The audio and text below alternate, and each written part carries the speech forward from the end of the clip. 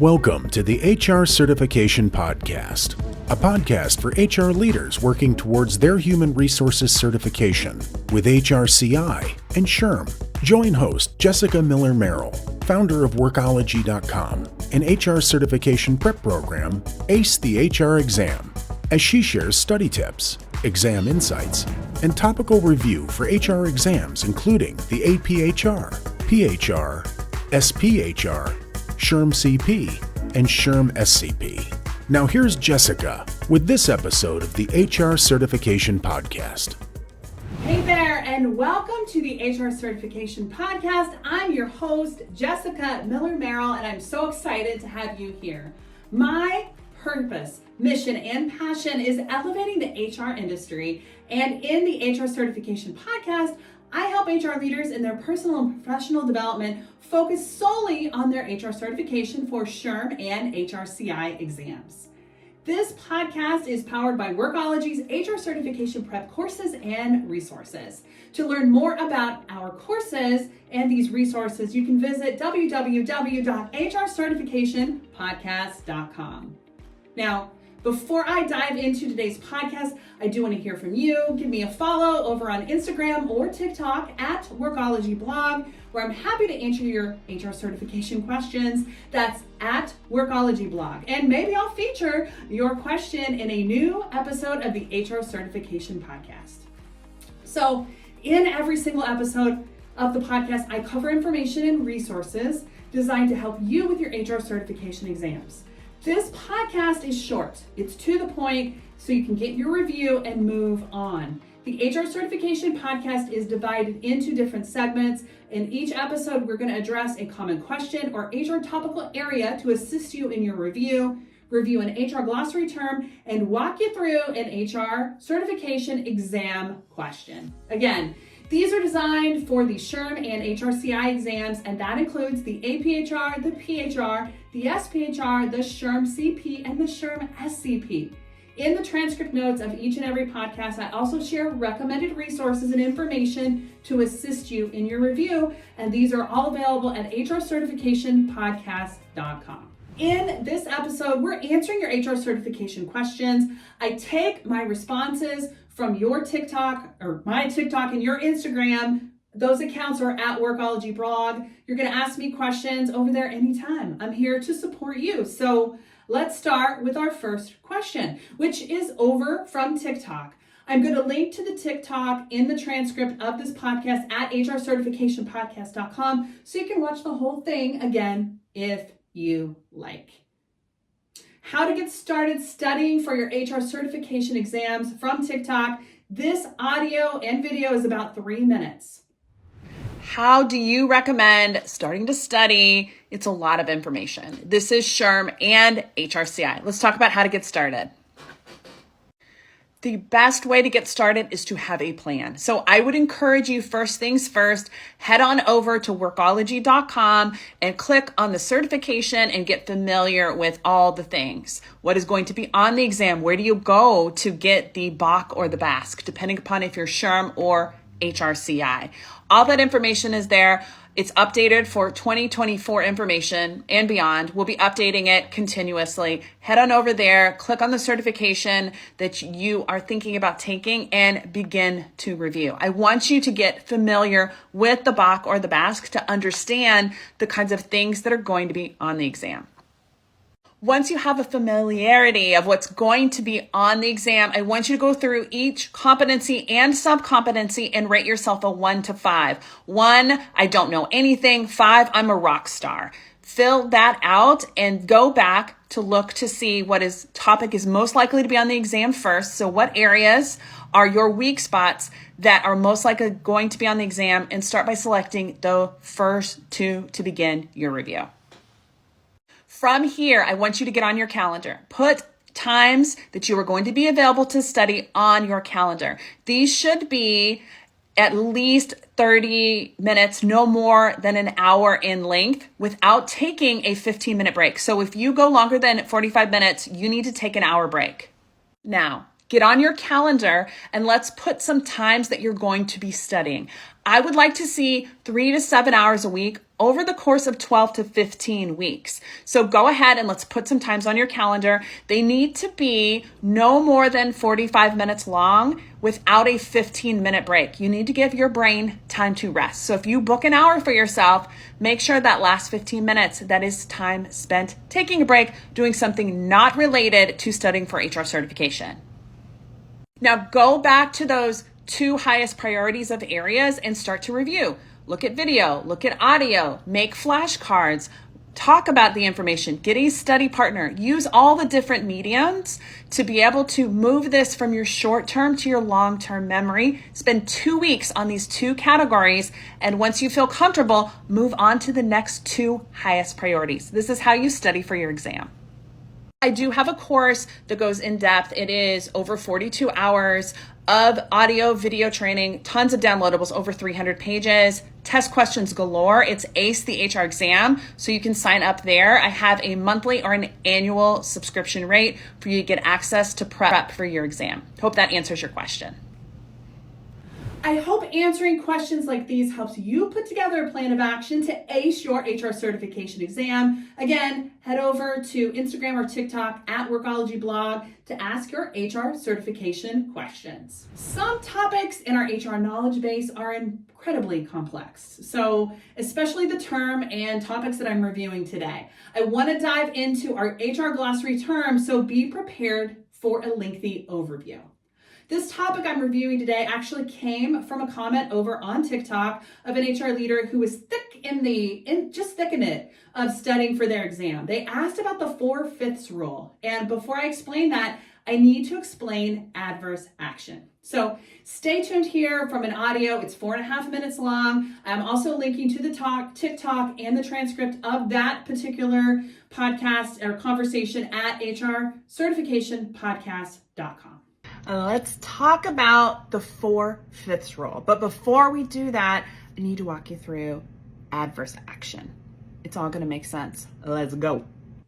Hey there, I'm Jess, and I help HR leaders ace their HR certification exams with my HR certification program for HRCI and SHRM. It's called ACE the HR exam. You can learn more at www.acethehrexam.com. Let's talk about the 4/5 rule and adverse impact. All right, so under the guidelines, adverse impact is substantially different. It's a different rate of selection used in hiring, promotion, or other employment decisions, which works to the disadvantages of members of a race, sex, or an ethnic group. So let's talk about what is substantially different rate of selection. Agencies have adopted a rule of thumb under which they generally consider selection rate for any race, sex, or ethnic group, which is less than 4/5, or 80% of the selection rate for the group with the highest selection rate as substantially different rate of selection. Okay, let's talk about 4/5 and what that means. The 4/5 or 80% rule of thumb is not intended as a legal definition, but it's a means of keeping the attention of the enforcement agencies on serious discrepancies in rates of hiring, promotion, and other selection decisions. So let's walk through an example. For example, if the hiring rate for whites other than Hispanics is 60%, for American Indians, it's 45%. For Hispanics, it's 48%. And for Blacks, it's 51%. And each of these groups constitutes more than 2% of the labor force in the relevant labor area. A comparison should be made of the selection rate for each group with that of the highest group, which is white. These comparisons show that there are adverse impact ratios happening. Let's talk a little bit more about this. So let's break this down and look at each individual group. The comparison shows that the following impact ratios are for American Indians, 75%, Hispanics, 80%, and Blacks, 85%. So if we apply the 4/5 rule, which is 80%, American Indians are impacted potentially adversely, but not Hispanics and Blacks. So let's walk through an example here, and this comes directly from the EEOC's website. So here we have 2 groups, applicant pool groups. We have white and Black. Remember, we focus on sex, orientation, race when it comes to the 4/5 rule. We have 80 white applicants and 48 of them were hired. That is 60% of those candidates that were white were hired. Versus black, 12 hired, we had 40 applicants, that is 30%. When it comes to the 4/5 rule, we have to take this one step further. We can't just look at the selection rate, percent hired. We have to do one more thing. So we're gonna look at a comparison of the black selection rate, which is 30%, with the white selection rate of 60%. And that shows us that the black rate is 30 by 60. 30 divided by 60 is 1/2 or 50% of the white rate. Since the 1/2, that 50%, is less than 4/5 or 80%, adverse impact is usually indicated. This is the process to determine if there's adverse impact using the 4/5 rule. So that is adverse impact and the 4/5 rule. Both of these terms and topics are going to be part of HRCI and SHRM's Bach and Basque. If you like this resource, ACE the HR exam has over 140 lessons to help you ace your HR certification exam. We have 1,100 test questions, downloadable resources, a pre-exam assessment.